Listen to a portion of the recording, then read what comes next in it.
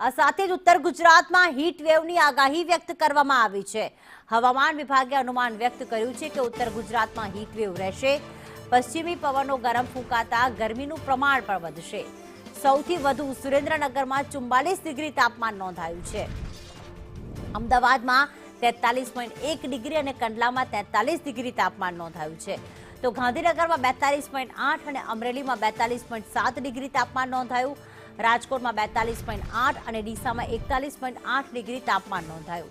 આ તરફ ભુજમાં 41.2 ડિગ્રી, વડોદરામાં 41.6 ડિગ્રી, તો કેશોદમાં 40.6 અને ભાવનગરમાં 40 ડિગ્રી તાપમાન નોંધાયું। પરંતુ હવામાન વિભાગ દ્વારા ઉત્તર ગુજરાતમાં હીટવેવની આગાહી કરવામાં આવી।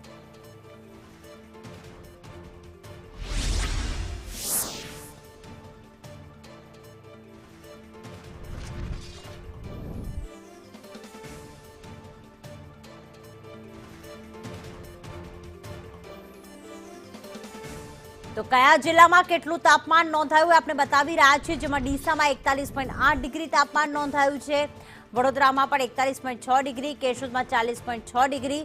મેની મધ્યમાં હવે તાપમાન ધીરે ધીરે જોર પકડી રહ્યું છે। કાળઝાળ ગરમી, હીટવેવની આગાહી ખાસ ઉત્તર ગુજરાતમાં કરવામાં આવી છે અને પશ્ચિમી પવનો ગરમ ફૂંકાતા પણ આ આગાહી કરવામાં આવી છે। જે પ્રમાણે સૌથી વધારે સુરેન્દ્રનગરમાં 44 ડિગ્રી તાપમાન નોંધાયું। લગભગ ગુજરાતના તમામ જિલ્લામાં 40 ડિગ્રી કરતાં વધુ તાપમાન નોંધાયું છે અને આ ગરમીના કારણે લોકો જે છે અત્યારે શેકાઈ રહ્યા છે। લોકો ઠંડક મેળવવા માટે અલગ અલગ નુસ્ખા પણ અપનાવી રહ્યા છે। તો બપોરના સમયે જોવા જઈએ તો 12 થી 4 વાગ્યા સુધી તંત્રે પણ અપીલ કરી છે કે કામ વગર બહાર ન નીકળવું। તો સાથે સાથે લૂ લાગવાના, ઝાડા ઉલટીના, તાવ આવો, આ બધી જે બીમારીઓ છે તેનું પ્રમાણ પણ સતત વધી રહ્યું છે।